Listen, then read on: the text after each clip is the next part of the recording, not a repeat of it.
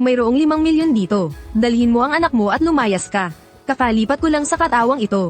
Medyo tuliro pa ako, pero biglang inagaw ng anak kong si Shenxing sa tabi ko ang card.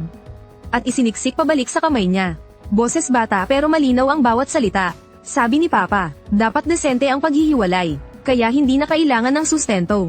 Ha, lumingon siya at niyakap ang hita ko. At malambing na komandat sa akin. Papa, tara na, umalis na tayo. May napili na ako sa kindergarten. 3 magagandang tita, mababait sila at marunong pang magkwento. Mas mabuti pa sila kaysa sa babaeng mukhang yelo na to. Nang makita ko ang malayelong mukha ni Leng Ruobing na biglang nabitak. Habang yakap-yakap ang anak ko, tumawa ko nang hindi ko pa nagagawa dati. Mukhang hindi ako ang kawawa sa hiwalayang ito. Habang buhat ko ang anak kong si Shenxing, lumabas kami sa nakakasakal na villa na iyon. Biglang sumara ng malakas ang pinto sa likuran namin, na naghiwalay sa amin sa isang mundo. Ang hangin ay may amoy ng kalayaan. Sumiksik si Shenxing sa bisig ko at bumulong ng mahina. Papa, sa wakas nakalabas na rin tayo. Inapatapik ko ang likod niya. Oo nga, nakalabas na tayo. Magulo ang mga alaala ng dating may-ari ng katawan ko. Paglalasing, pagsusugal, walang anumang narating. Ang nag-iisang tamang bagay na nagawa niya ay ang magkaanak sa batang ito. Ang kabuoang pera naming dalawa ay 321 piso at 50 sentimo lang. Ito pala ang desenteng sinasabi ni Leng Ruobing. Umupa kami ng isang maliit na kwarto sa lumang bahagi ng syudad. Naninilaw na ang pintura sa pader. Pero malaki ang bintana, nakakapasok ang sikat ng araw. Walang-wala kay Shenxing ang kartihan ng isang batang herdero. Sa halip, tuwang-tuwa siyang nagpagulong-gulong sa maliit na kama. Papa, ito ang secret base natin. Mula ngayon, wala nang magbabawal sa atin, di ba? Biglang kumirat ang puso ko. Anong klaseng buhay kaya ang pinagdaanan ng batang ito noon? Mula ngayon, si Papa na ang masusunod. Ibinaba ko ang mga bagahe ko. At nagsimulang pagplanuhan ng hinaharap. 3 taon akong naging dehadong manugang. Ang dating ako ay namuhay na parang aso. At sa huli, basta na lang siyang pinalayas. Pero hindi ako siya. Ako si Shen lang. Ang Shen lang na dating namamahala sa isang 3-star Mike Halen kitchen. Ang kalidad ng pagkain sa mundong ito ay pang-elementary lang. Tumingin ako sa labas ng bintana. Sa ibaba ay may isang maliit na plaza. Maraming taong dumadaan tuwing gabi. Isang ideya ang biglang pumasok sa isip ko. Pagtayo ng food stall. Sabi ko kay Shenxing na nagpapagulong-gulong sa kama. Anak, gusto mo bang kumain ng masasarap araw-araw? Gusto ko. Kung ganun, magbenta tayo ng masasarap na pagkain. Para mainggit at maglaway ang lahat ng ibang bata. Sige, kikita tayo ng maraming pera. Tapos, ihahanap natin si Papa ng asawa na mabait at pinakamagandang ate sa buong mundo. Mga salita ng bata, walang mali siya. Pero napatawa niya ako. Sige, yan ang gagawin natin. Nagpa siya akong magsimula sa pinakasimple pero siya rin. Sumusubok sa galing, ang pork asado rice. Naisip ko na rin ang pangalan. Tatawagin ko itong pamatidlungkot na kanin.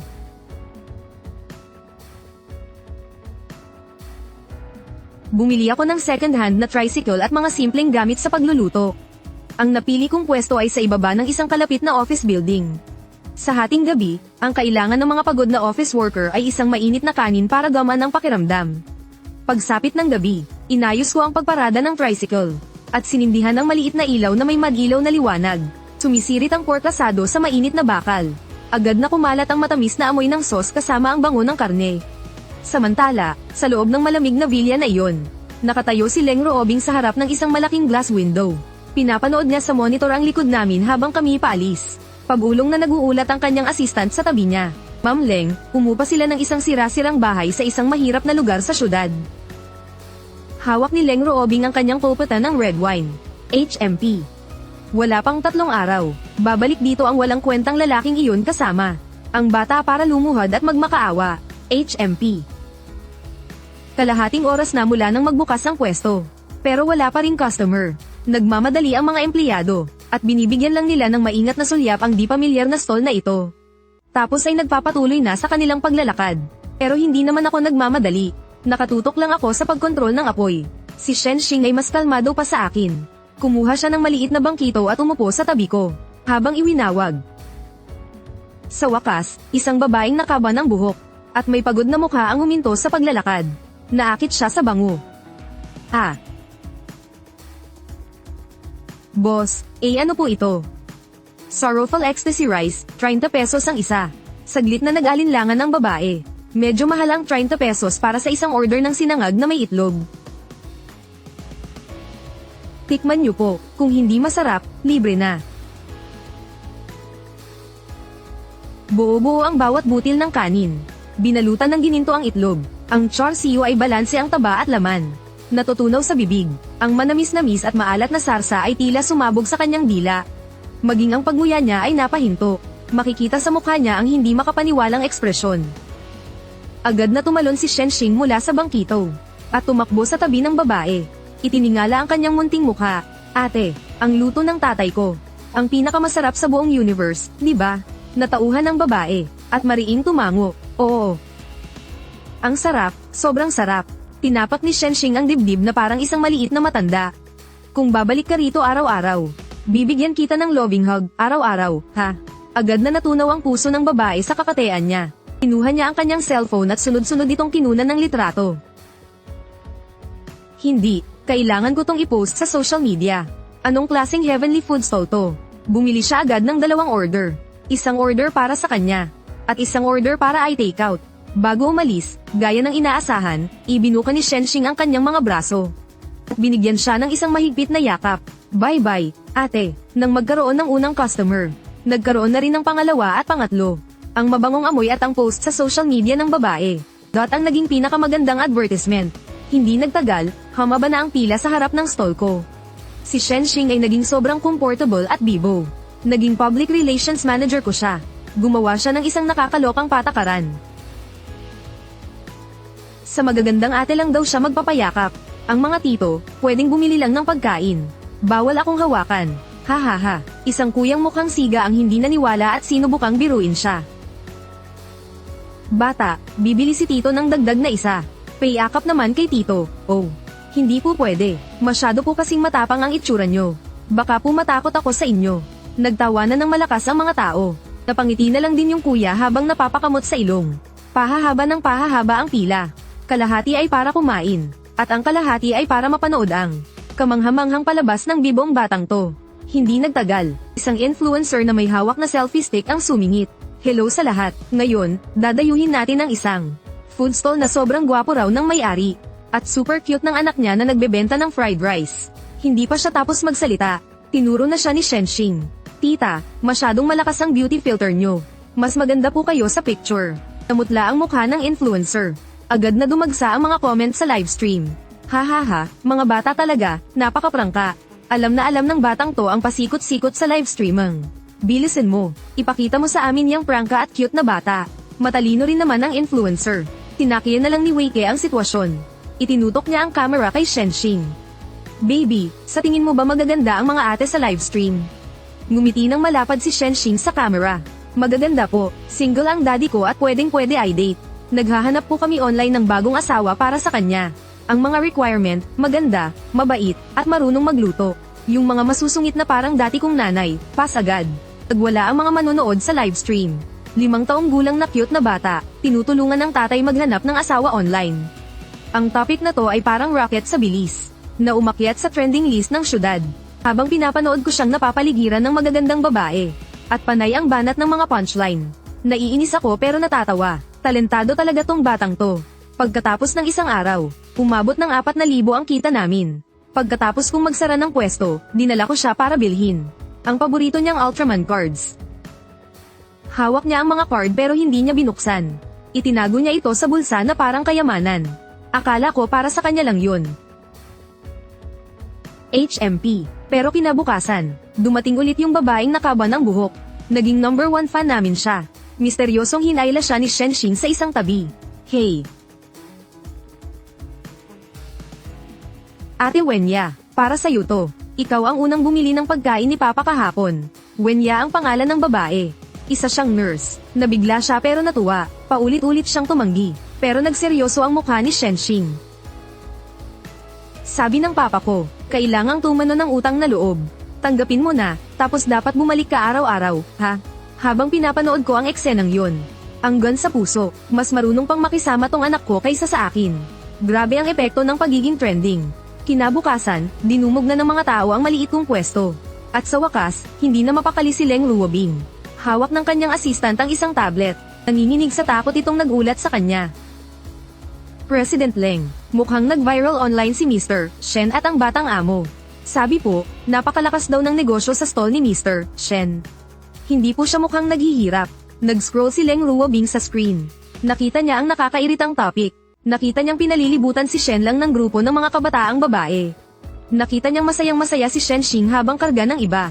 Napahigpit ang hawak niya sa kanyang cellphone. Naghihirap. Ito ba ang tinatawag na naghihirap? Malinaw na nagpapakasaya siya. Akala niya iiyak silang babalik para magmakaawa sa kanya. Hindi niya inasahan na agad silang magsisimula ng bagong buhay. At naglakas loob pa silang hayagang hanapan siya ng kapalit online. Isang galitang biglang umakyat sa kanyang ulo. Dinampot niya ang susi ng kotse. Ihanda ang kotse. Isang itim na Maybach ang huminto sa kanto ng isang mamantikang food street. Tila isang mabangis na hayop na napadpad sa isang mahirap na lugar. Si Leng Ruobing ay nakasuot ng isang mamahaling suit. Bumaba siya ng sasakyan suot ang kanyang 10 sentimetrong high heels. Ang malakas niyang presensya ay agad na nagpatahimik sa paligid. Naisip na niya ang hindi mabilang na mga eksena ng kanilang muling pagkikita. Na kapag nakita siya ni Shen Lang, ito ay magugulat, mataranta, at magpapakumbaba. Pero walang nangyari. Habang abala ako sa pagluluto, sinulyapan ko lang siya ng malamig. At pagkatapos ay nagpatuloy sa aking ginagawa, na para bang isa lang siyang estranghero na walang halaga. Ang pakiramdam na ito ng lubos na pagbabaliwala, ay nagpangitim agad sa mukha ni Leng Ruobing. Hindi niya ito matanggap, siya dapat ang may kontrol sa lahat. Si Shen Xing naman ang unang nakapansin sa kanya. Agad siyang kumawala mula sa yakap ni Wenya. Parang isang maliit na leopardo na pinoprotektahan ang pagkain nito. Tumakbo siya sa harapan ko, at ibinuka ang kanyang mga braso. Mapanganib na tao, bawal lumapit sa tatay ko nang wala pang 3 metro. Ang kanyang boses bata ay puno ng galit. Nanginginig sa galit si Leng Ruobing. Ah, Shen Xing, halika rito, ako ang nanay mo. Matinis ang boses niya, nawala ang dati niyang kahinahunan. Pero hindi lumapit si Shen Xing. Sa halip, humarap siya sa mga taong nakapaligid. At sumigaw ng buong lakas. Tingnan ninyong lahat ng mabuti. Ito ang masamang babae na nang iwan ng asawa at anak. Nakita niyang maganda ang takbo ng negosyo namin. Kaya gusto na naman niyang manggulo. Araw-araw, nagbabanat ng buto ang tatay ko para palakihin ako. Anong karapatan niyang apihin pa kami? Agad na nagkagulo ang mga tao. Siya pala yung tatay na nagtrending. Diyos ko, ang ganda pa naman ng ex-wife niya. Pero bakit ang sama ng ugali? Akala mo kung sino ka na dahil lang may mamahalin kang kotse. Porket mayaman, pwede nang mangapi ng kahit sino. Mga bulungan at paninisi, ay parang libu-libong karayom na tumutusok kay Leng Ruobing. Kailanman ay hindi pa siya nakaranas ng ganitong matinding kahihiyan. Nakatayo siya sa gitna ng mga tao. Parang isang piyasong pinagtatawanan sa publiko. Pero ni minsan, hindi ko siya tiningnan. Kumuha lang ako ng isang bagong lutong. Anren Xiaohan fan at iniabot kay Wenya. Hindi masyadong malakas, hindi rin masyadong mahina ang boses ko. Sapat lang para marinig niya. Tikman mo, sinadya kong dagdagan ng pulot ngayon. Isang malambing na tono na kailanman ay hindi niya natanggap. Sa wakas, bumigay na rin si Leng Ruobing. Sa gitna ng mapanghamak na tingin ng mga tao at nang mapanuyang ngiti ni Shen Lang. Halos patakbo siyang bumalik sa kotse niya sa sobrang kahihiyan. Mahigpit na mahigpit ang hawak niya sa manibela. Litaw na litaw ang mga ugat sa likod ng kanyang kamay. Hindi niya maintindihan kung bakit nauwi sa ganito ang lahat. Sa loob ng kotse, mabagal at mariing nag-utos si Leng Ruobing sa kausap niya sa telepono. Gawin mong mawala agad ang pwesto niya. Malamig ang kanyang boses. Puno lang ito ng nagyayelong kalupitan. Hinding-hindi niya papayagan si Shen Lang na magdiwang ng ganoon. At lalong hindi niya hahayaang tawaging nanay ni Shen Xing ang ibang babae. Kinabukasan, kasi simula ko palang magbukas ng pwesto. Nakasimangot ang kapitan na namumuno sa kanila. Nakatanggap kami ng reklamo mula sa publiko. Wala kayong permit para magtinda rito. Hindi rin malinis ang pwesto nyo. Kaya, ayon sa batas, kailangan naming isara ito.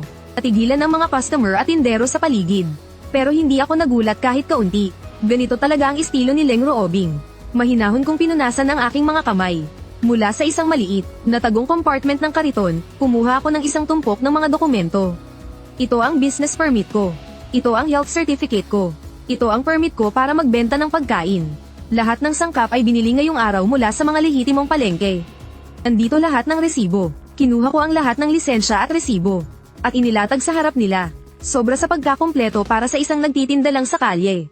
Natulala ang kapitan ng mga enforcer. Sa tagal niya sa trabahong ito, ngayon lang siya nakakita ng isang mobile vendor na ganito kakumpleto ang mga papeles.